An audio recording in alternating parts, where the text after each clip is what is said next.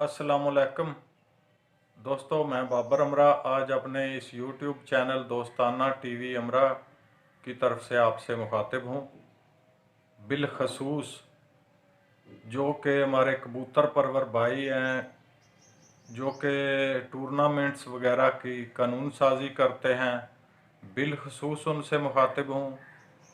चूँकि ये हमारा जो खेल है कबूतर परवरी का, कबूतरबाजी का, इसके कवानीन होते हैं।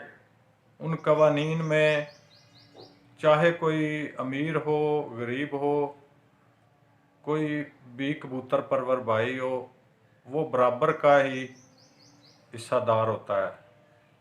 तो उस हवाले से चंद ज़रूरी बातें करना चाहता हूँ। प्लीज़ अगर अच्छी लगें तो लाइक और शेयर कीजिएगा।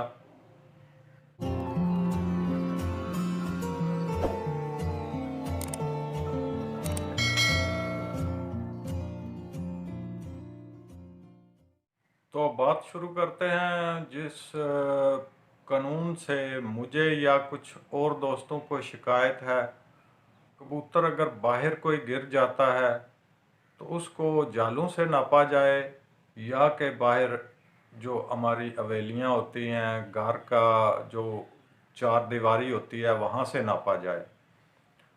तो जब ये एक दफ़ा 3-4 साल पहले बात हुई थी, हमारे एक बहुत मोतबर और काबिल एहतराम दोस्त हैं, वो भी बैठे हुए थे।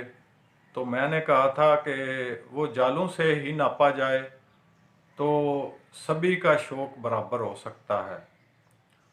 तो उन्होंने एक एतराज़ किया था, नाम तो मैं नहीं लूँगा, कि नहीं, ऐसे नहीं हो सकता। अगर कबूतर अपनी ही हवेली में जालों से दूर बैठ जाता है तो वो तो घर बैठकर भी आउट हो गया ना। तो उस वक्त मेरी वो बात सुनी भी नहीं गई थी। अब शायद उसका कुछ ऐसे हल निकाला गया है कि वो फासला बढ़ाकर 250 फुट कर दिया गया है। लेकिन बात यह है कि सोचना ये चाहिए कि कबूतर अगर अपने जालों को छोड़कर थोड़ा हटकर बैठता है तो वो या तो मस्ती कर रहा है या फिर वो आउट हो चुका है, यानी कि उसका जो दिमाग है वो काम नहीं कर रहा। तो उसके लिए अगर रियायत देनी है तो सबको बराबर होनी चाहिए। जैसा कि किसी की हवेली बहुत छोटी है, हवेली से नहीं जालों से ही नापा जाए ताकि सबका शौक बराबर हो। अगर हवेली से नापेंगे तो बड़ी बड़ी हवेलियां हैं कुछ दोस्तों की, उनका, और आम कोई गरीब आदमी है उसने भी शौक करना है, तो उसके लिए तो वो मुश्किल होगा ना। परिंदा जब अपने जालों को छोड़कर या अपनी छत को छोड़कर कहीं बैठता है, या तो वो आउट हो चुका है या फिर वो मस्ती कर रहा है। इन दोनों सूरतों में गलती या तो उसके मालिक की है जिसने मस्ती करने वाला जानवर डाला, या जानवर आउट हो गया है तो वो बाहर बैठ रहा है।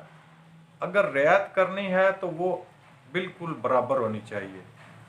मेरे ख्याल से अब इसका हल तो निकल आया है, लेकिन वो दलील नहीं थी जो मेरे वो दोस्त, मेरे मोतबर भाई दे रहे थे। इसलिए गुजारिश है कि जब भी कोई कानून साजी करनी हो तो उन दोस्तों का भी ख्याल रखा जाए जिनके पास इतनी बड़ी हवेलियाँ या ऐसा शौक वो नहीं कर सकते जो कि आप पैसे के बलबूते पर ज़्यादातर कर रहे हैं। दूसरी कानून साजी अभी कुछ ही दिनों पहले हुई कि जालों वाले जो कबूतर हैं उनको खोला जाए। भाई मेरे बात यह है कि अगर जालों वाले कबूतर किसी के पास बकाया है ही नहीं तो क्या फ़र्क पड़ेगा। अगर किसी के पास जाल ही नहीं, वो भी शौक करने का हक रखता है, तो वो क्या खोलेगा, या कोई जाल दोस्त रखना ही नहीं चाहता। तो इसलिए प्लीज़ कानून ऐसा हो जो सब के लिए, सबको साथ लेकर चलने वाला हो। जालों के बाहर वाले जो कबूतर होते हैं, हमें वास्ता है उनसे कि बाहर वाले कबूतरों इतने बाहर निकालने हैं। जैसे पहले लिखा होता था कि 15 कबूतर या 10 कबूतर बाहर निकाल दें। बाकी जो कबूतर हैं वो किसी के पास जाल हैं नहीं हैं, या बाहर निकालने कितने हैं, या तो फिर उनकी भी तादाद लिख दी जाए। किसी के पास बहुत ज़्यादा कबूतर हैं, किसी के पास बहुत कम हैं, किसी के पास बकाया उड़ाने के लिए या बकाया पे बिठाने के लिए भी नहीं बचते। तो या तो उनकी भी तादाद फिक्स कर दी जाए, ताकि जो भी शौक करने वाले दोस्त हैं उस लिहाज से अपने कबूतर कम से कम उतने तो रखें जितनी तादाद हो लिखी हुई। सो कोई दोस्त भी माइंड भी ना करे, और प्लीज़ अगर हो सके तो इसके बारे में गौर कीजिएगा।